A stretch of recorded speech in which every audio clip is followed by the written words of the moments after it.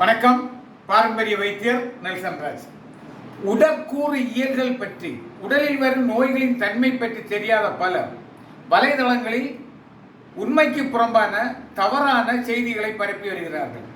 உதாரணமாக, ஒருவர் இதை செம்பருத்தி என்று கூறுகின்றார்.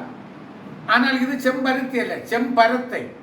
செம்பருத்தி என்பது நம்ம ஆடைகளுக்கு நூல் கொடுக்கும் பருத்தி செடியை போன்று அதே வடிவமும் அதே காயும் அதே நேரத்தில் சிகப்பு நிறமாக சுமார் 10 அடி உயரம் வரையிலும் வளரக்கூடியது. அதான் செம்பருத்தி. இது செம்பருத்தை.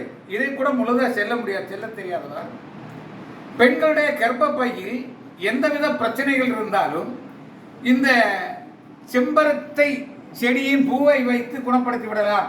அதாவது டெய்லி 2 சாப்பிட்டா குணமாகுமாம், அல்லது இப்படி உரசி கொண்டிருந்தால் குணமாகுமாம் என்று கூறுகிறார்.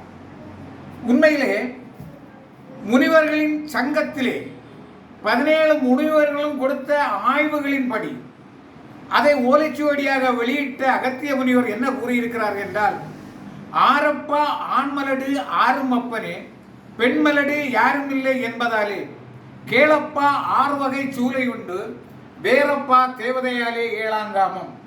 ஆரப்பா ஆண்மலடு யாரும் அப்பனே, ஆண்மலடு யாரும் இருக்கலாம், ஆனால் பருவத்துக்கு வந்த ஒரு பெண்ணானவள் கண்டிப்பாக மலடியாக இருக்க முடியாது என்று கூறப்பட்டிருக்கிறது. ஆனால் குழந்தை பிறக்கவில்லை என்றால் அவளுடைய கர்ப்பப்பையிலே 6 வகையான நோய்கள் உருவாகும்.